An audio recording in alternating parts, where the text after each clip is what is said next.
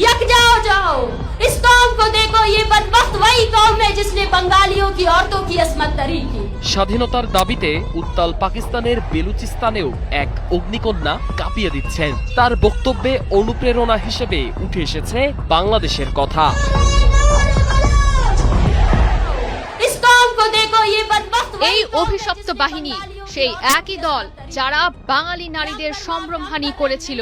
এরা সেই একই কাপুরুষ যাদের প্যান্ট বাঙালিরা খুলে নিয়েছিল। বেলুচিস্তানের প্রায় ৮৫ ভাগের বেশি এলাকা এখন আর পাকিস্তান সরকারের নিয়ন্ত্রণে নেই। বিদ্রোহীরা আলাদা পতাকা আর মুদ্রা পর্যন্ত চালু করে ফেলেছে। ঠিক তখনই নেট দুনিয়ায় এক প্রতিবাদী নারীর পুরনো ভিডিও দাবানলের মতো ছড়িয়ে পড়েছে। লাখ লাখ মানুষের সামনে দাঁড়িয়ে তিনি বুক চিতিয়ে পাকিস্তানি আর্মিকে ৭১-এর লজ্জাজনক পরাজয়ের কথা মনে করিয়ে দিয়ে হুঙ্কার ছাড়ছেন। এই ভিডিওর মূল চরিত্র আর কেউ নন, বেলুচদের অধিকার আন্দোলনের প্রধান মুখ ডক্টর মাহরাং বালুচ।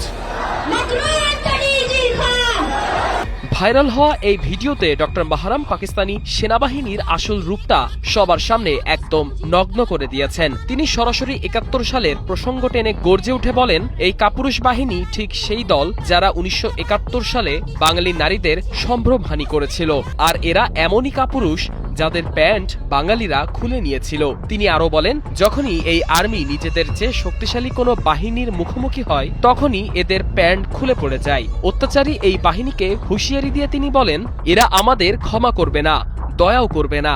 তবে মনে রাখা উচিত, এটা ১৯৪৮ বা ১৯৭১ সাল নয়, আর এটা বাংলাও নয়, এটা বেলুচিস্তান। ২০১৪ সালের ২৫শে জানুয়ারি খুচদারের তুতাক এলাকা থেকে ১৭০ জন বেলুচ সন্তানের গণকবর উদ্ধারের কথা মনে করিয়ে দিয়ে তিনি এই দিনটিকে বেলুচ গণহত্যা দিবস হিসেবে ঘোষণা করেন এবং পাকিস্তানের কাছ থেকে প্রতিটি রক্তের ফোঁটার হিসাব নেওয়ার ওয়াদা করেন।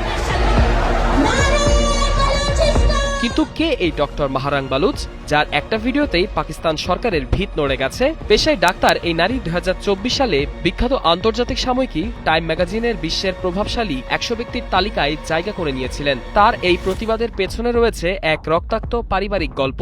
২০০৯ সালে তিনি যখন প্রাথমিক স্কুলের ছাত্রী, তখন তার বাবাকে প্রকাশ্যে দিবালোকে তুলে নিয়ে যাওয়া হয় এবং ২ বছর পর তার ক্ষতবিক্ষত লাশ পাওয়া যায়। ২০১৭ সালে তার ভাইকেও একইভাবে গুম করা হলে মাহরাং ঘরে বসে না থেকে রাজপথে নেমে আসেন এবং ২০১৯ সালে বেলুচ ইয়াকজেহেতি কমিটি গড়ে তোলেন, যা আজ নিখোঁজ হওয়া হাজার হাজার বেলুচ পরিবারের পক্ষে সবচেয়ে বড় প্রতিরোধের নাম।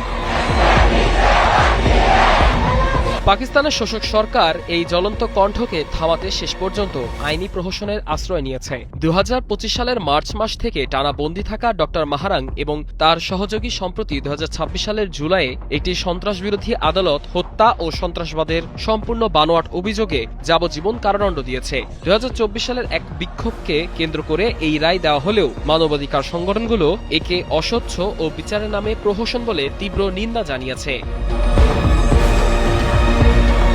ডক্টর মাহরাং বালুচের এই অবিনাশী বক্তব্য আজ পুরো বেলুচ জাতিকে এক সুতোয় বেঁধে ফেলেছে। বিদ্রোহীদের আলাদা পতাকা, জাতীয় সঙ্গীত আর নতুন মুদ্রা চালুর দাবির মাঝেই মস্তং এলাকায় ৪৫ সেনা নিহতের ঘটনা প্রমাণ করে অস্ত্রের মুখে বেলুচিস্তান ধরে রাখা পাকিস্তানের জন্য এখন অসম্ভব। ৭১-এর ইতিহাস থেকে কোনো শিক্ষা না নেওয়া পাকিস্তানি আর্মি কি পারবে ডক্টর মাহরাংয়ের এই আদর্শকে খাঁচাই বন্দী করে রাখতে?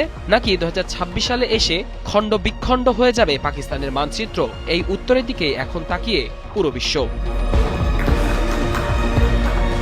সাদমান ইসলাম, ৭১।